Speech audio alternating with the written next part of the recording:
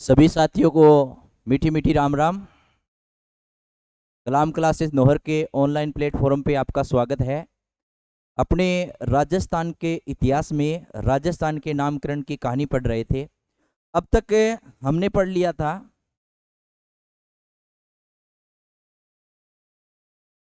अभी तक हमने राजस्थान के बारे में ये पढ़ा था। अभी राजस्थान को पहले किस नाम से जाना जाता था?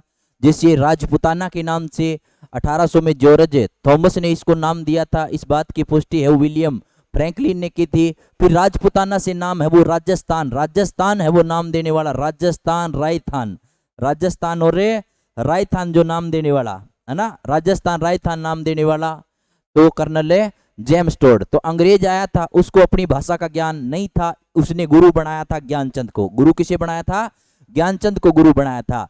और राजस्थान शब्द का सबसे पहले लिखित जो प्रमाण मिलता है वो अपने बसंतगढ़ शिलालेख से मिलता है, जो सिरोही में है, खिम्मल या खिम्मल माता के मंदिर से। यह बताया जाता है भी उस शिलालेख को देखकर ऐसा प्रतीत होता है भी यह नाम जो राजस्थानीय द्वितीय जो नाम है वो किसी शासक के लिए या राजा के लिए नहीं हुआ है, बल्कि किसी राज्य या किसी न किसी बहुत बड़े क्षेत्र के लिए नाम दिया गया है। तो राजस्थानीय द्वितीय, इतनी बातें हैं वो हमने पढ़ ली थी, है ना। उसके बाद में नेक्स्ट है वो हम पढ़ेंगे कि जो राजस्थान का जो नाम है विधिवत रूप से है वो राजस्थान नाम है वो कब दिया गया था? तो राजस्थान जो विधिवत रूप से नाम दिया गया था वो हम बात करते हैं। अपने को पढ़ना पड़ेगा जब हम पढ़ेंगे राजस्थान का एकीकरण, ठीक है। तो अब अपनी भाषा में बात करेंगे भी। अपने बात की थी, अपने क्या बात की थी भी? मैं थाने बतायो एकीकरण का चरण है, एकीकरण का चरण है कितना चरण है? गुरुजी बताया 7 चरण। एकीकरण कितना चरण नाम पढ़ोगा? 7 चरण नाम पढ़ोगा। तो जब राजस्थान का एकीकरण पढ़ोगे तो उसमें अपने को याद रखना है 2, 4, 6, 7, इतने चरण तो इंपॉर्टेंट याद रखने हैं। अगर अपने को राजस्थान का है वो विधिवत नाम याद रखना है 2, 4, 6 और 7। तो दूसरा चरण कौन सा? दूसरा चरण। तो देखिए पहले अपने चरण की बात करते हैं। पहला चरण हुआ था कब? 18 मार्च को। पहला चरण कब हुआ था? 18 मार्च को। तो सबसे पहले है वो अपने दिन के बाद है वो सप्ताह कितने जोड़ने हैं? 7 से वो कितना मार्च हो जाएगा? 25 मार्च, ठीक है। और हम जानते हैं सप्ताह के बाद महीना, दिन, महीने, साल गुजरते जाएंगे।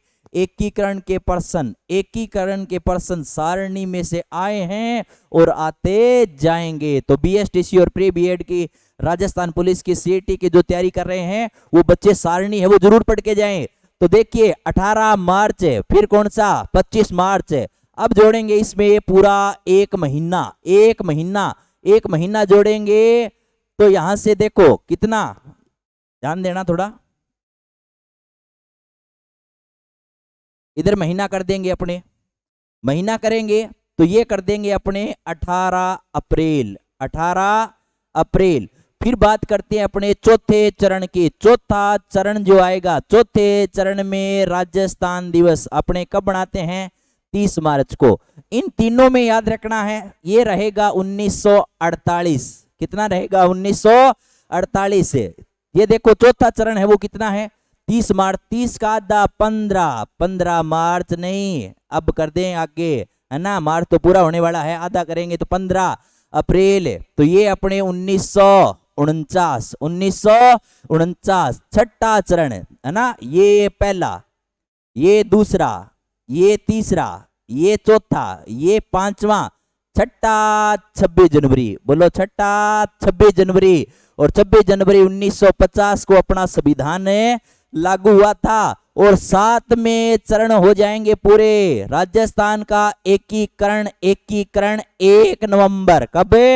1 नवंबर 1956 है। और अपना राजस्थान का जो वर्तमान स्वरूप है वो कब सामने आएगा? 1 नवंबर 1956 को है वो सामने आएगा। तो दूसरे चरण में ये पहला चरण है, इसको नाम दिया गया था, पहले चरण को नाम दिया गया था मत्स्य संघ। क्या नाम दिया गया था? मत्स्य संघ। अभी तक अपने कोई राजस्थान नाम नहीं आया है। दूसरे चरण को बोला गया था पूर्व राजस्थान संघ या राजस्थान संघ। पूर्व या इसको बोल सकते हैं अपने राजस्थान संघ। तो सबसे पहले है वो दूसरे चरण में एक नाम आ गया किसका, राजस्थान का, लेकिन विधिवत रूप से नाम नहीं आया है। चौथा चरण, चौथे चरण में जो चौथा चरण है, चौथा चरण को बोलते हैं अपने व्रतः राजस्थान। क्या बोलते हैं, व्रतः राजस्थान बोला जाता है ना। चौथे चरण की बात करेंगे, थोड़ा सा है वो नोट कर लीजिए, चौथे चरण की भी बात हो रही है अपने।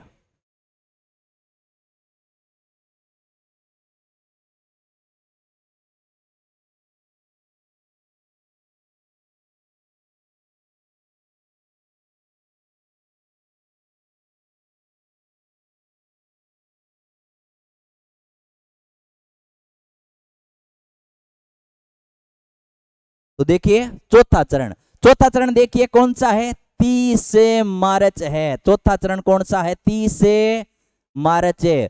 और 30 मार्च को हम मनाते हैं राजस्थान दिवस है। क्या मनाया गया था, राजस्थान दिवस है। याद रखना है, बड़ी बड़ी रियासतें थी, बड़ी बड़ी रियासतें थी, 4 बड़ी बड़ी रियासतें थी, ये बात बिल्कुल सत्य है, सत्य है। तो सत्यनारायण राव समिति की सिफारिश पर जयपुर को राजधानी बना दिया गया था, जयपुर को राजधानी बना दिया गया था। कौन से चरण में, चौथे चरण में। बात बिल्कुल सत्य है, इसलिए याद रखना, पी सत्यनारायण राव समिति की सिफारिश पर है वो जयपुर को राजधानी बना दिया गया और राजस्थान क्या बनाया गया था, दिवस बनाया गया था। छठा चरण, कौन सा चरण याद रखना है, छठा चरण याद रखना है, जब विधिवत रूप से है वो नाम विधिवत। और छठा चरण हम जानते हैं कब हुआ था, छठा चरण है 26 जनवरी 1950, 26 जनवरी 1950। तो हम बोल सकते हैं संवैधानिक मान्यता, क्या मिली थी इसको, संवैधानिक मान्यता मिली थी। और इसी समय है वो नाम राजपुताना से बदलकर, राजपुताना से बदलकर विधिवत रूप से नाम क्या रख दिया गया था, राजस्थान नाम रख दिया गया था। तो देखो राजपुताना से विधिवत रूप से है वो नाम राजस्थान रखेंगे जब अपने कौन सी मान्यता मिलेगी, संवैधानिक मान्यता। और संविधान लागू हुआ था कब, 26 जनवरी 1950 को। और एक है वो श्रेणी का दर्जा दिया गया था, 20 श्रेणी का, जिसको है वो जब एकीकरण पूरा होता है तो तीनों श्रेणियों को क्या कर दिया जाएगा, समाप्त कर दिया जाएगा। सातवें चरण में एक साथ याद रखना है, सातवें चरण में, सातवां चरण हुआ था कब, 1 नवंबर 1956 को। सातवां चरण कब हुआ था, 1 नवंबर 1956 को। इसको हम बोल सकते हैं राजस्थान अपने वर्तमान स्वरूप में। राजस्थान क्या आया था, अपने वर्तमान स्वरूप में आया था। और वर्तमान स्वरूप में आते ही 1 नवंबर को हम मनाते हैं राजस्थान स्थापना दिवस है। राजस्थान दिवस नहीं, राजस्थान स्थापना दिवस, क्योंकि एकीकरण हो गया है। एकीकरण पूरा 1 नवंबर, क्या याद रखना है, एकीकरण पूरा 1 नवंबर को याद रखना है। लीजिए स्क्रीनशॉट है वो ले लीजिए। तो 2, 4, 6, 7 ये नामकरण की कहानी में रहेंगे। दूसरा राजस्थान संघ, चौथे में बड़ी बड़ी रियासतें थे, बड़े बड़े है ना, बड़ी बड़ी रियासतें थे, जयपुर को राजधानी बना दिया गया। कौन सा दिवस मनाया गया, राजस्थान दिवस है। छठे में 26 जनवरी 1950, क्या याद रखना है, छठे में 26 जनवरी 1950। और एकीकरण का सातवां चरण एकीकरण पूरा, एकीकरण 1 नवंबर को पूरा, 1 नवंबर 1956 को अपने वर्तमान स्वरूप में। कब आया था, वर्तमान स्वरूप में, नोट करिए जल्दी से।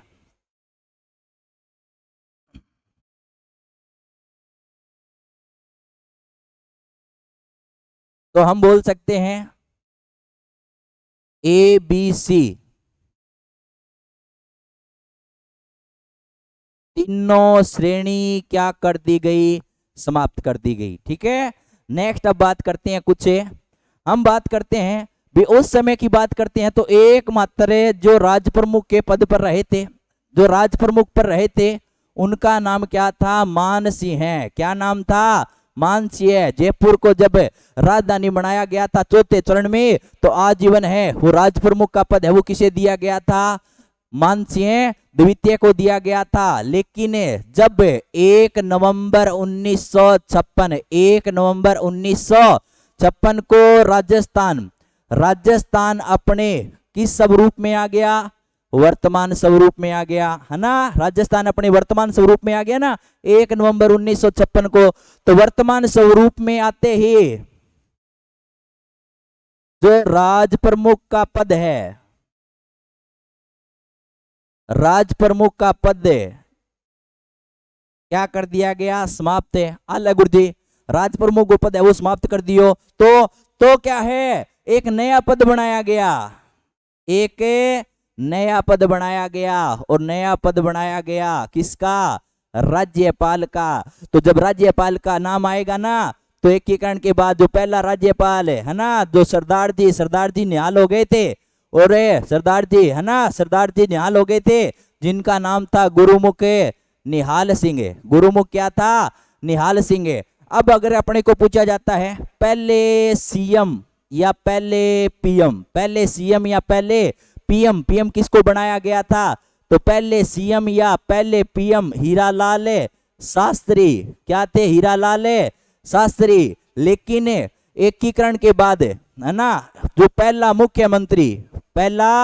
मुख्यमंत्री जिन्हें बनाया गया था, पहला मुख्यमंत्री बनाया गया था, उनका नाम था मोहनलाल सुकाड़िया। क्या नाम था, मोहनलाल सुकाड़िया। सुकाड़िया का कार्यकाल सबसे ज्यादा था, कितने वर्ष से, 17 वर्ष।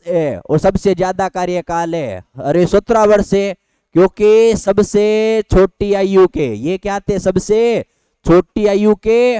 और इन्हें फिर कहा गया था, राजस्थान में एक नाम दिया गया था, इन्हें कहा जाता है आधुनिक राजस्थान का निर्माता, है ना। कई बच्चे कहे गुरुजी आधुनिक राजस्थान का निर्माता, आधुनिक में तो है वो अपने अशोक गहलोत जी हैं। अरे अशोक गहलोत जी हैं, वो 22वें मुख्यमंत्री है। अशोक गहलोत जी है वो कितने हैं, 22वें मुख्यमंत्री है। कुछ बातें हैं वो याद रखनी है। जो जयपुर को चौथे चरण में जब राजधानी बनाया गया था, तो उस समय आजीवन राज प्रमुख है वो किसे बनाया गया था, मानसिंह द्वितीय को, ठीक है। और पहले सीएम पहले पीएम कौन बने थे, हीरालाल शास्त्री। अब बात करते हैं 1952 में,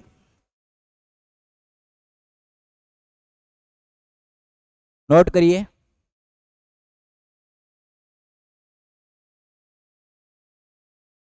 1952 में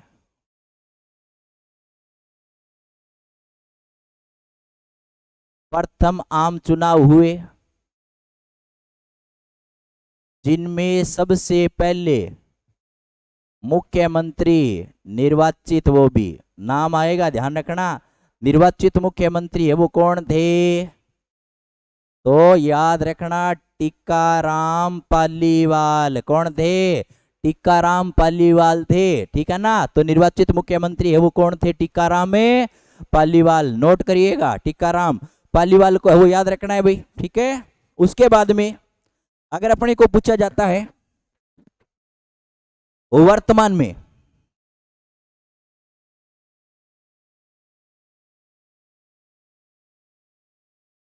वर्तमान में मुख्यमंत्री, बताओ जल्दी से, वर्तमान में मुख्यमंत्री कौन है।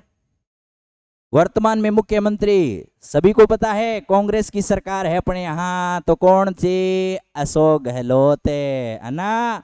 अपने तो ये बना रखा था, एक बार वसुंधरा जी और एक बार अशोक गहलोत जी, है ना। एक बार गहलोत जी की सरकार आएगी, एक बार राज करेगी राज्य कौन, वसुंधरा राज्य, है ना। तो पहली जो अपने हैं वो मुख्यमंत्री महिला है, वो मुख्यमंत्री रही थी, वो कौन रही थी, वसुंधरा राजे रही थी। वसुंधरा राजे जो मोटी मोटी बिंदी के लिए, किसके लिए जानी जाती है, मोटी मोटी बिंदी के लिए जानी जाती है, इसलिए बिंदोली नृत्य है वो झालावाड़ का है, क्योंकि वसुंधरा राजे का निर्वाचन क्षेत्र है वो कौन सा है, झालावाड़। कौन सा है, झालावाड़ है। और ये अशोक गहलोत जी है वो कहां से, सरदारपुरा, है ना। तो ये अशोक गहलोत जी की बात करते हैं। ये अशोक गहलोत जी वर्तमान में मुख्यमंत्री है वो कौन से हैं, 22वें मुख्यमंत्री हैं। तो पहली बार इन्होंने है वो सत्ता संभाली थी कब, 1998 में। 1998 में पहली बार जब इनकी आयु बताई जाती है वे कितने वर्ष थे, 47 वर्ष है। फिर बाद में उन्होंने सत्ता संभाली थी कब, 2008 के बाद में सत्ता संभाली थी। और अगर पूछे अपने वर्तमान में मुख्यमंत्री है वो कौन है, तो वर्तमान में मुख्यमंत्री है वो कौन है, अशोक जी गहलोत है।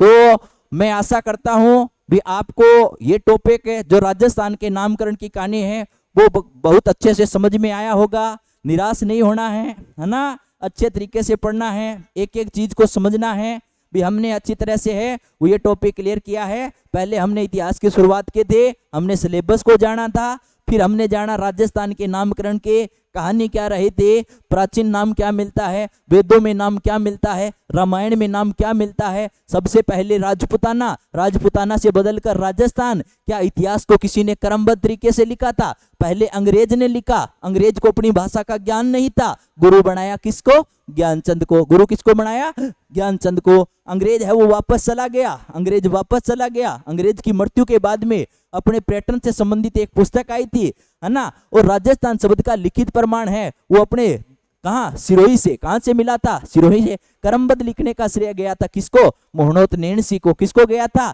और अंग्रेज की जो पुस्तक थी annals and antiquities of Rajasthan, उसको हिंदी में लिखा था। इसलिए पूर्ण राजस्थान का इतिहासकार किसे कहा गया? पंडित ओझा को। पंडित गौरी शंकर हीराचंद ओझा को। नामकरण की कहानी हमने जान ली थी। नामकरण की कहानी है वो कैसे चली थी? वो चली थी, हम जानेंगे कब? एकीकरण। कौन से? एकीकरण। राजस्थान का एकीकरण। राजस्थान का एकीकरण जब आप पढ़ोगे तो हम जानते हैं भी कितनी रियासतें थे? 19 रियासतें। कितनी रियासतें थे? 19 रियासतें। और ये 19 रियासतें थी। इन 19 रियासतों में 16 रियासतें तो कैसे थे? राजपूत।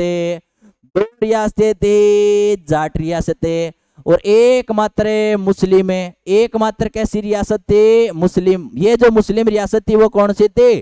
टोंक थे। जाट के ठाड़ तो भरतपुर में। कहा? भरतपुर में। भरतपुर में है। भरतपुर वालों के साथ में दौड़ मारेंगे धौलपुर वाले। कौन से मारेंगे? धौलपुर वाले। और 16 जो रियासतें थी वो कौन से थे? राजपूत थे। 3 ठिकाने और एकमात्र केंद्र शासित प्रदेश है वो कौन सा था? अजमेर मेरवाड़ा। तो अपने नई क्लास में है वो टॉपिक वो क्लियर करेंगे। और आपका BST PTET CET चाहे आपके राजस्थान पुलिस का है, चाहे आपके राजस्थान पुलिस में है, 1% है वो पक्का छपने वाला है, क्योंकि आपको एक सारणी के माध्यम से है वो ऐसा कराएंगे जिसमें कोई भी एग्जाम में चले जाना, कितने भी बड़े एग्जाम में चले जाना, आपके 2 या 3% है वो बिल्कुल सही होंगे। बिल्कुल है वो गारंटी ली जाती है। कोई भी एग्जाम है वो देख लेना जिसमें आपको सारणी बताई जाएगी, जिसमें राजस्थान में है वो कितनी रियासतें थे, उनके संस्थापक का नाम बताया जाएगा। एकीकरण के समय शासक कौन सा था? ईस्ट इंडिया कंपनी के साथ समझौता हुआ तो शासक कौन था?